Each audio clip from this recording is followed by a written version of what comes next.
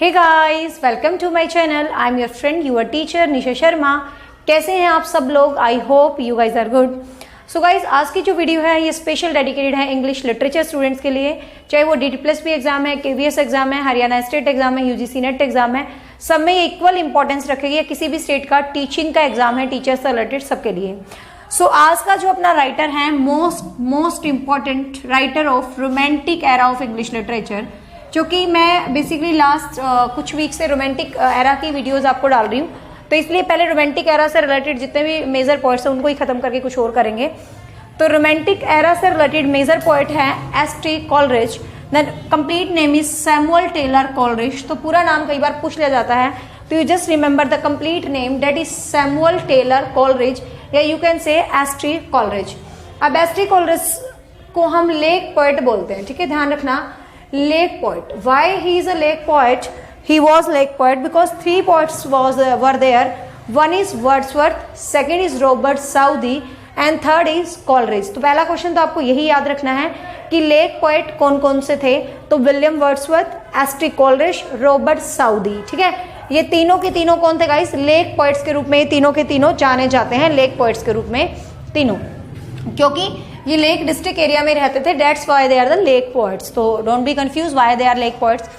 अब इनका जो लाइफ स्पेन था 1772 टू 1834, 1772 से लेकर 1834 तक इनका लाइफ स्पेन था।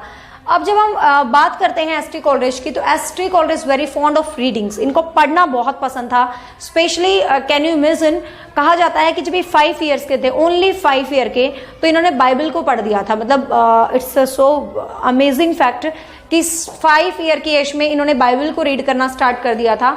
तो इतना फॉन्ड ऑफ थे ये रीडिंग के लिए। और एवरी नाइट, कहते हैं सोने से पहले, अरेबियन नाइट्स से रिलेटेड, आपको पता है अरेबियन नाइट्स, जिसके ऊपर एक बहुत हिंदी का बहुत फेमस सीरियल, जिसका म्यूजिक मुझे बहुत अट्रैक्ट करता है हमारे जमाने का, डेट इज अलिफ लैला। तो अलिफ लैला जो सीरियल है वो अरेबियन नाइट्स के ऊपर ही बना हुआ। तो अरेबियन नाइट्स को पढ़ते थे डेली S.T. कॉलरिज रात को, ऐसा कहा जाता है। इन्होंने रॉयल ड्रैगन नाम से, ध्यान रखना, रॉयल ड्रैगन, ये क्वेश्चन भी एक एग्जाम में पूछा था शायद स्टेट के एग्जाम में। रॉयल ड्रैगन, इन्होंने रॉयल ड्रैगन के नाम से आर्मी ज्वाइन की थी। जो ब्रिटिश आर्मी था उसका नाम था रॉयल ड्रैगन। तो रॉयल ड्रैगन के नाम से इन्होंने आर्मी को भी ज्वाइन किया था। और फिर ये कहा जाता है ये ओपीएम ईटर बन जाते हैं, मतलब अफीम खाने लग जाते हैं, और इनको एक बीमारी हो जाती है, और उस बीमारी का नाम दिया था सेज ऑफ हाईगेट। ये क्वेश्चन बहुत बार नेट एग्जाम्स में पूछा गया है, सेज ऑफ हाईगेट। कहते हैं इसकी वजह से इन्होंने अपनी लाइफ को एंड कर लिया था 1834 में। तो ये क्वेश्चन काफी बार आता, sage of Highgate related to. तो related to, you just remember, related to S.T. Coleridge. किससे रिलेट करती है गई गाइज? ये S.T. कॉलरिज से रिलेटेड करती है। S.T. कॉलरिज के बेस्ट फ्रेंड थे वर्ड्सवर्थ और रॉबर्ट साउदी। इनके साथ इनकी काफी अच्छी दोस्ती थी, तीनों की ही काफी अच्छी दोस्ती थी। अब रॉबर्ट साउथी के साथ इनका जो लाइफ का एम था, जब पोइट्री लिखना स्टार्ट किया उससे पहले, ये एक यूटोपियन सोसाइटी को एस्टेब्लिश करना चाहते थे। You know what is utopian? Utopian society होता है जहां सब कुछ बहुत अच्छा हो, जहां इक्वलिटी है, जहां लव है, जहां फ्रीडम है, जहां लोगों को एक दूसरे की केयर है, तो वो चीज कहलाती है यूटोपियन सोसाइटी। तो रॉबर्ट साउदी के साथ मिलकर अमेरिका के आसपास एक पेंटी सक्रोसी, ये याद रख लेना, क्वेश्चन DT+ में पूछा गया था। PANTYSOCROSY, पेंटी सक्रोसी, ये नाम है यूटोपियन सोसाइटी का, जिसको ये अमेरिका के पास एस्टेब्लिश करना चाहते थे रॉबर्ट साउदी के साथ मिलके। बट इनका ये प्लान सक्सेसफुल नहीं हो पाया, ये एक ऐसी सोसाइटी को एस्टेब्लिश नहीं कर पाए।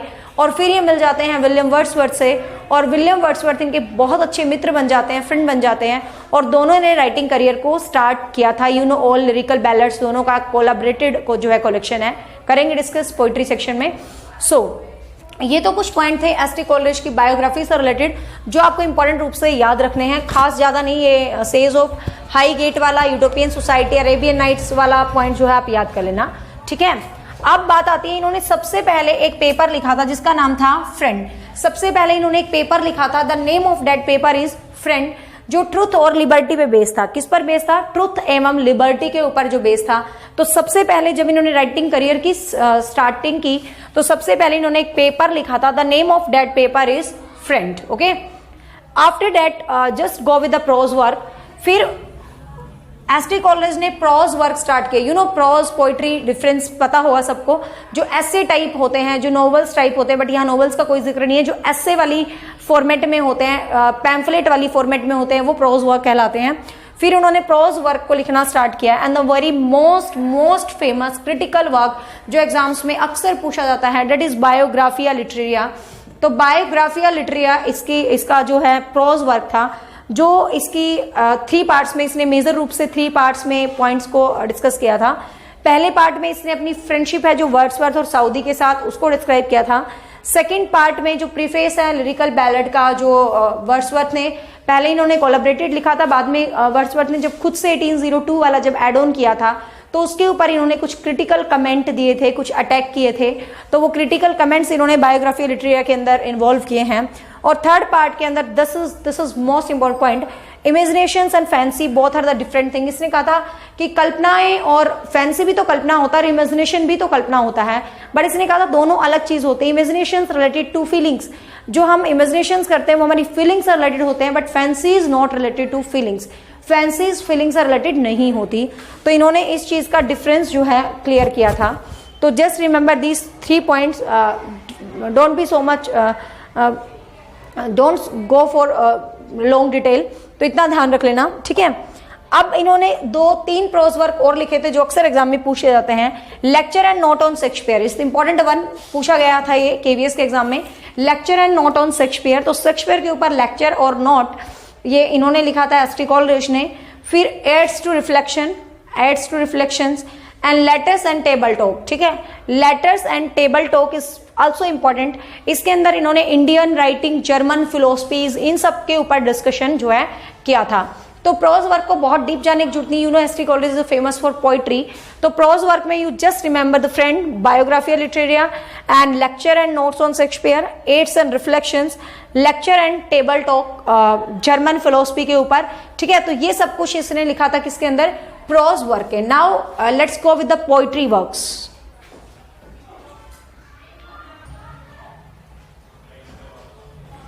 सो पोइट्री सेक्शन की बात करते हैं हम।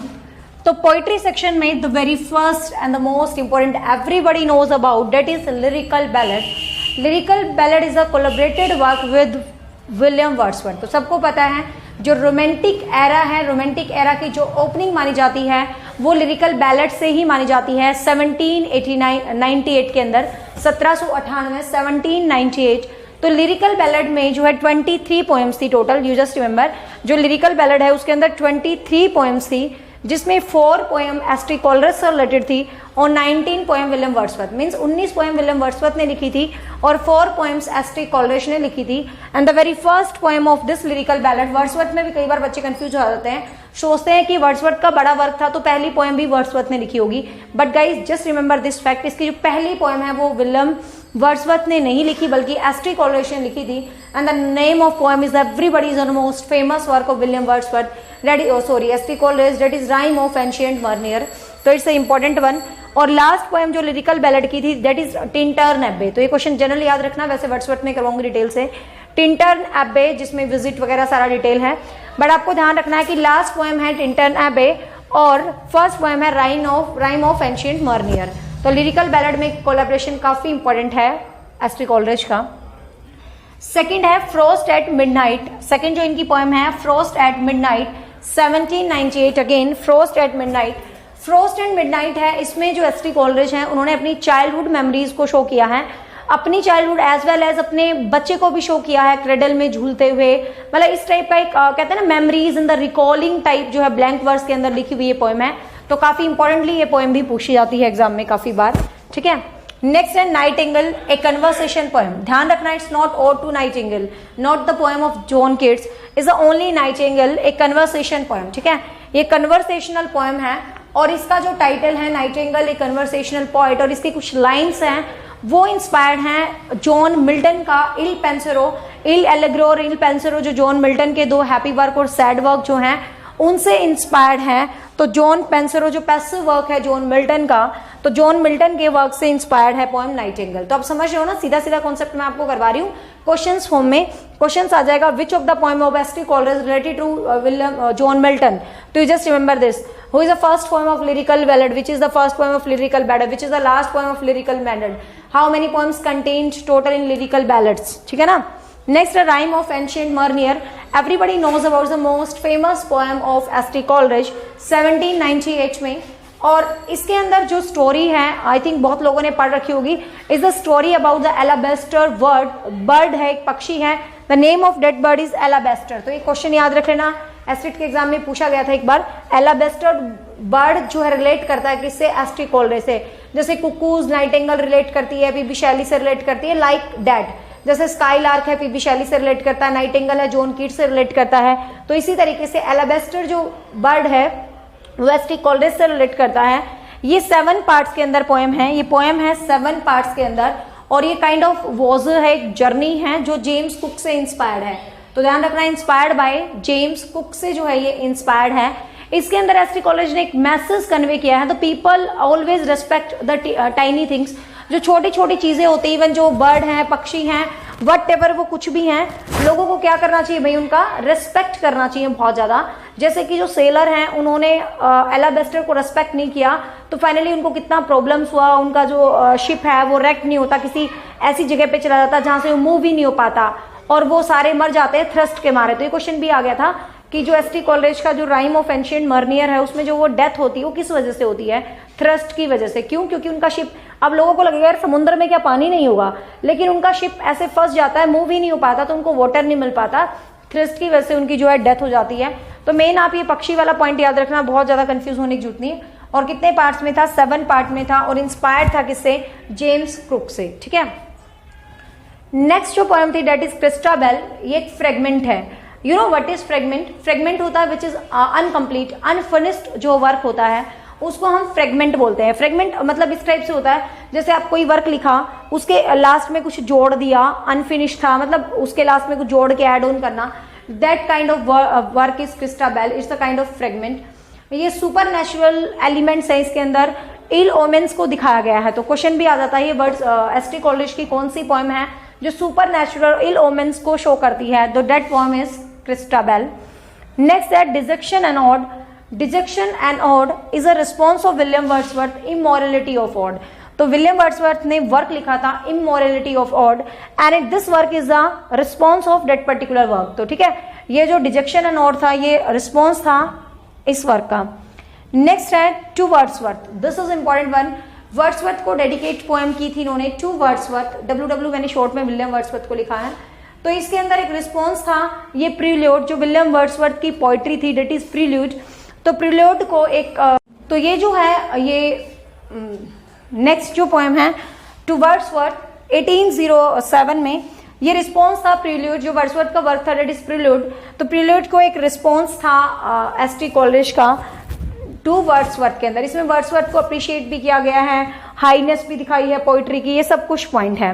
And the most important, estate में तो बेसिकली हर बार ये पोएम पूछी गई है. The poem is कुबला Khan. तो कुबला खान जो पोएम है एस.टी. कोलरिज की, बहुत फेमस पोइट्री है कुबला खान. और कुबला खान को एस.टी. कोलरिज कहते हैं पब्लिश नहीं करना चाहते थे. व्हेन लॉर्ड बायरन सेड कि you should publish this poetry, तो लॉर्ड बायरन के कहने पर इन्होंने कुबला खान को प्रेजेंट किया था. कुबला खान का टाइटल पूछ लिया जाता है, सब title a vision of dream. A vision of dream, ये बहुत इंपॉर्टेंट है, याद रखना. कुबला खान का जो सब टाइटल था that is a vision of dream. इसमें एक चाइनीज जो राजा हैं वो एक किंगडम का ड्रीम लेते हैं. वो किंगडम का नाम बहुत बार पूछा गया, एक्सेंडू, XANDU. This question come in estate. Estate में 2-3 बार क्वेश्चन आ चुका है. एक्सेंडू जो कुबला खान है उसके अंदर कौन सा किंगडम दिखाया गया है? तो the name of that kingdom is Xanadu. तो ये मीन्स आपको पोइट्री में बेसिक रूप से लिरिकल बैलेड्स को याद रख लेना है. Frost of midnight, nightingale, a conversational, rime of ancient mariner. Rime of ancient mariner को आप डिटेल में भी पढ़ सकते हैं यदि आप नेट एग्जाम को देने जा रहे हैं, बट एस्टेट के लिए जितना मैंने बताया सफिशियंट है DT+B के लिए. Christabel, super natural ill omens, dejection and ode, Wordsworth, Kubla Khan और कुबला खान से रिलेटेड पॉइंट्स. तो आप इन सब चीज़ों को बहुत अच्छे तरीके से भी पढ़ लेंगे तो I think it's sufficient for DT+B, KVS and Haryana estate exam. Net के लिए और थोड़ा सा डीप आप पढ़ सकते हो चीज़ों को. It's a highlighted and major points I have described to you. So hope guys you like my efforts. Seriously speaking, English literature वाले student आप कहते हो ना मैम वीडियो डाले, बट आई फील जब मैं अपने चैनल पे साइकोलॉजी CDP को पोस्ट करती हूँ, बच्चे बहुत इंजॉय करते हैं, बहुत अच्छे तरीके से देखते हैं, कमेंट्स करते हैं, मुझे मोटिवेशन मिलता है, लाइक मिलते हैं कि हाँ बच्चों को अच्छा लगता है। बट इंग्लिश लिटरेचर वीडियोस के साथ ऐसा बहुत कम देखने को मिलता है, तो थोड़ा सा मैं पीछे हट जाती हूँ। सो गाइज सीरियसली यदि आपको वीडियोस अच्छी लगती हैं तो मुझे कमेंट करना ना भूलें, because your comments reinforce me for new videos, and don't forget to like and don't forget to share. And I am from Haryana Panipat. Sunday only English literature की क्लासेस होती हैं 3 से 4 आवर की, अभी बंद है लॉकडाउन करके, बाद में ओपन हो जाएंगी जुलाई में।